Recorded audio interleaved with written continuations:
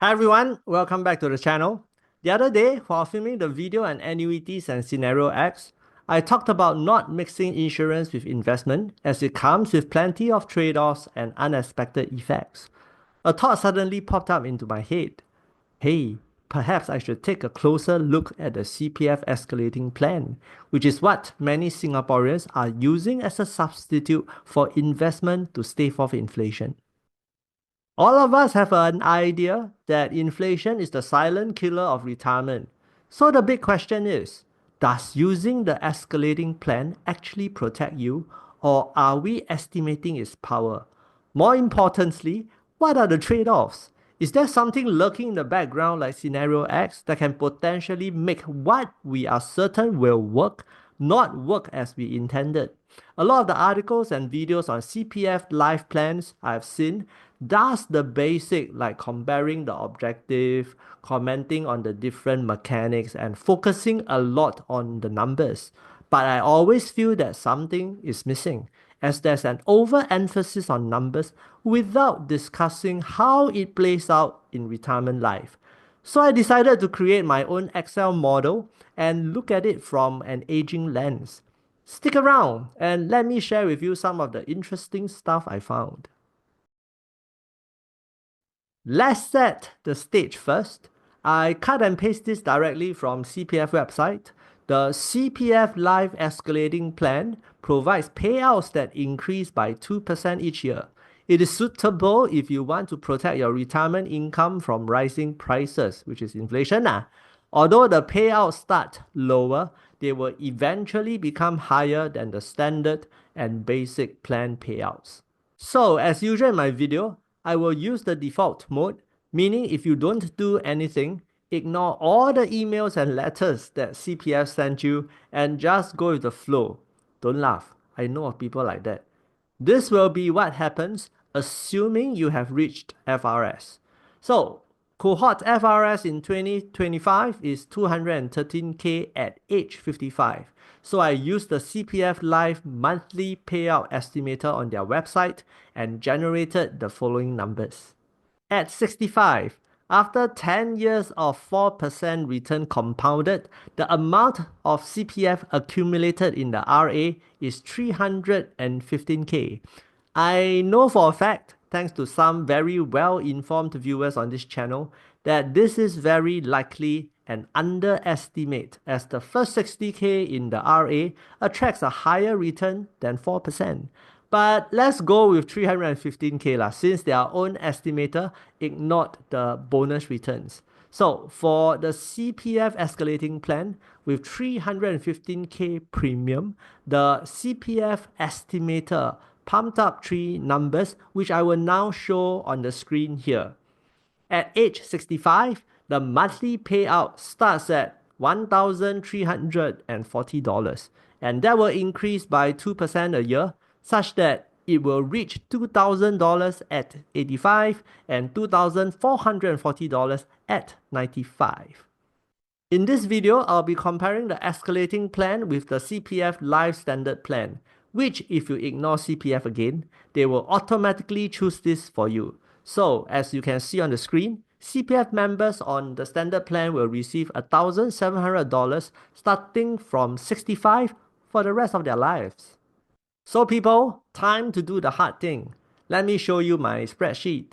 According to some guy I read, every graph you show, you lose 50% of your audience.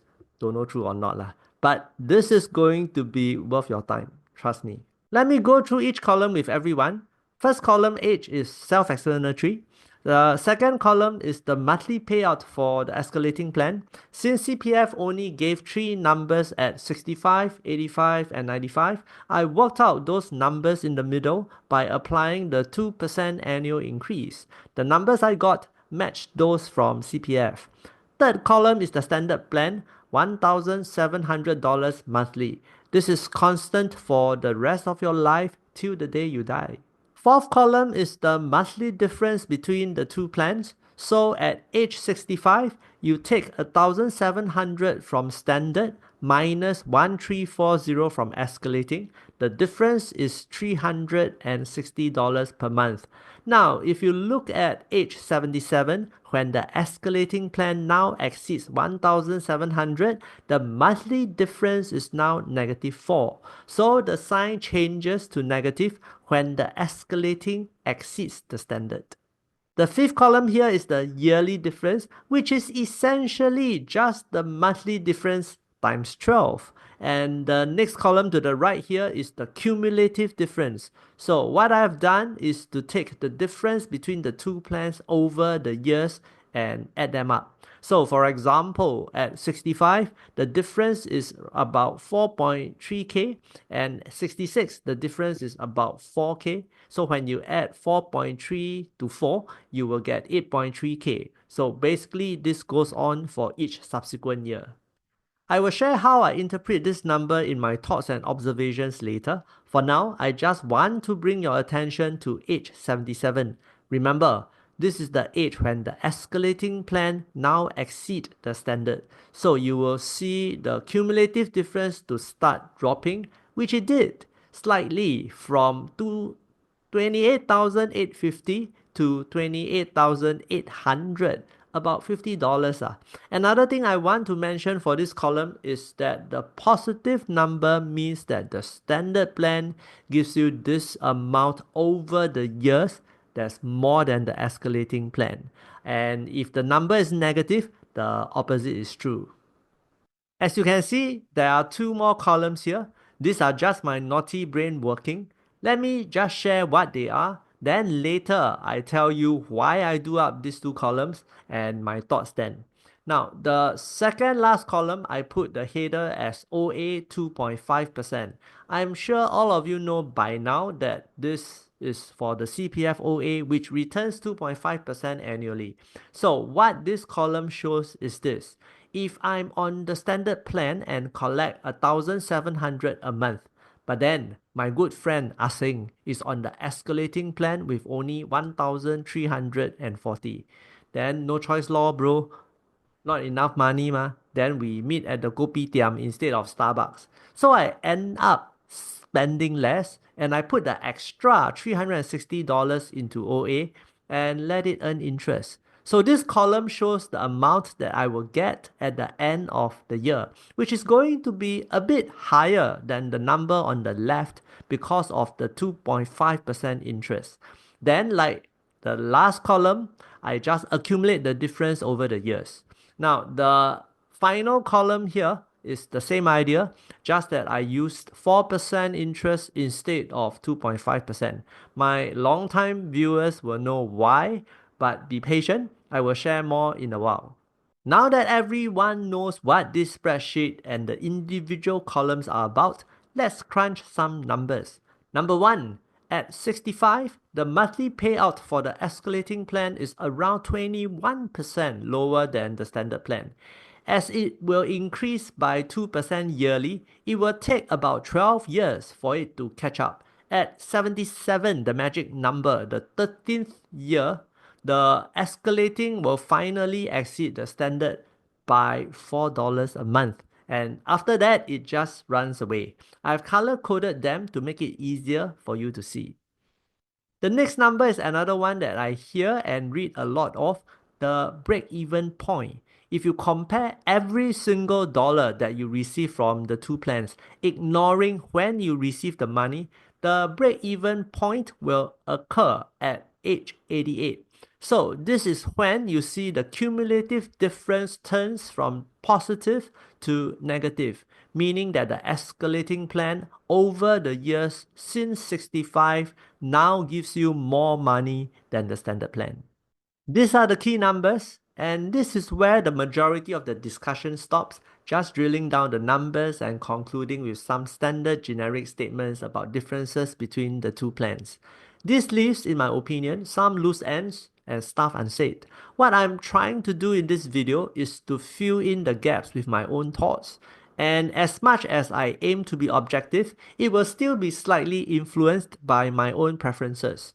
I'll also be looking at it through the lens of aging and gerontology, the way different phases of life shape our financial needs. Take what I say with a pinch of salt. Feel free to disagree and share your thoughts in the comments below. My first observation is this. I look at the annual difference between the plans at 65. The number is 4.3K. So if it's a couple, husband and wife, it will be 8.6K. I just came back from a trip with my wife and youngest daughter who has just finished her O-levels. We spent 8 days in Hong Kong and Macau. Total bill is slightly above 5K. So to me, the cumulative difference beyond the numbers is a lifestyle difference. With the standard plan, I can take that trip. With escalating, I cannot. Number two, because the escalating payout exceeds the standard plan at age 77, the cumulative difference peaks at 28.8K.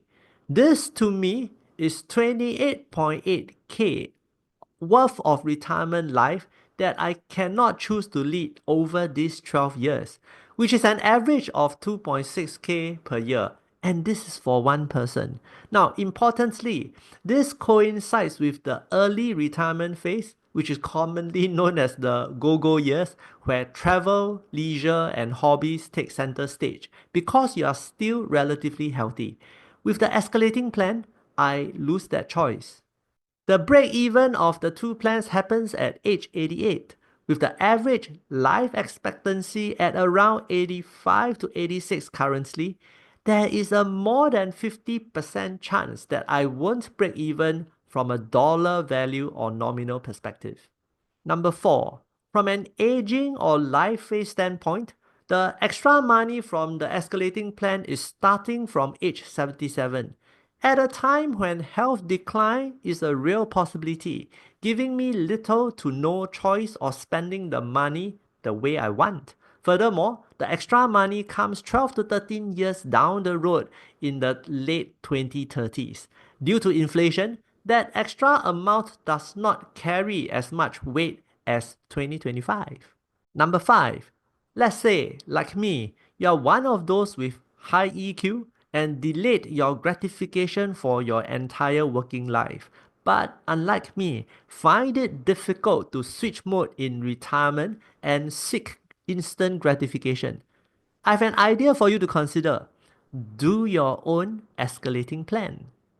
That is why I have the last two columns here. So let's say you watch my video today, kena psychoed into taking standard.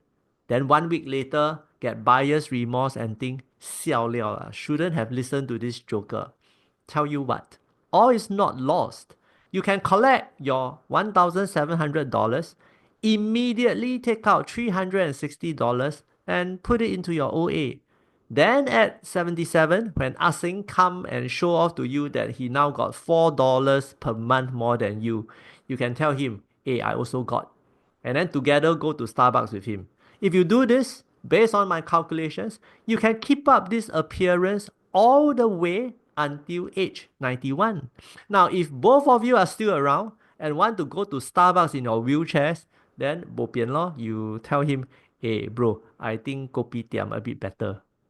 But if you are more adventurous, you can always take the extra cash and put it in the 4% portfolio that I've advocated for time and again on this channel, starting with my very first video here. In that case, you can potentially earn a larger return, get a bigger buffer, and go Starbucks with Ah Sing for 2 more years until 93, though you will have to tolerate the volatility associated with equities. In short, replace CPF and execute your own escalating plan. Controversial? Maybe, but give it some thought. It is also worth mentioning at this point that the amounts that you see in the last two columns are totally liquid, free for you to use for anything that life can throw at you, be it fun things like going on ad hoc trips or sway things like Scenario X kind of health related events, or for that matter, any other emergencies. In those situations, liquidity is the most important thing. You have to take care of the present first before planning for the future. I will leave a link below to the Scenario X video for those who are interested. And lastly, number 6. This is the most controversial point. I looked at the cumulative difference at age 95, which is negative 51k. Now, what this means is that at 95, the escalating plan paid out 51k more than the standard plan over 30 years. Now, if Ah-Seng is a real person and my close friend, this is what I will say to him. Hey bro, work one more year lah. Earn that 51k yourself. Then from 65 to 95, don't need to wait for CPF to slowly, month by month, dish it out back to you. Then you can also enjoy life a bit more. By the way, this is exactly what my wife and I have decided on. So there you have it, my version of the comparison between CPF Life Escalating and Standard Plan from the lens of aging and gerontology. I will leave a link to the spreadsheet that I use for this video in the description, and feel free to download it for your own use. Excel has never been part of my career skill set until I started this channel, so if there are any mistakes, I will appreciate your feedback and corrections. Before I end, I want to reiterate this point, which is what sparked the idea for the video in the first place. Keep insurance and investment separate. Each one is designed for a different purpose, and retirement planning becomes much clearer if we don't blur the lines. Using escalating plan to beat inflation is really not that efficient and comes with a lot of trade-offs. And if you are really that risk adverse, give the work 1 year more and self-administered escalating plan a serious consideration. It may just be the solution to adequacy and liquidity. Before recording this, I've managed to reverse engineer the CPF Life Basic Plan calculations. So I'll be doing a video comparing the basic with standard once I have completed my due diligence. If you'd like to learn more about that, do subscribe and toggle that notification button. Please like and share this video to whoever you think will benefit from it, and I thank you from my heart for that kind gesture. Till the next time, remember, sometimes the best form of aging is just aging normally. See you in the next one.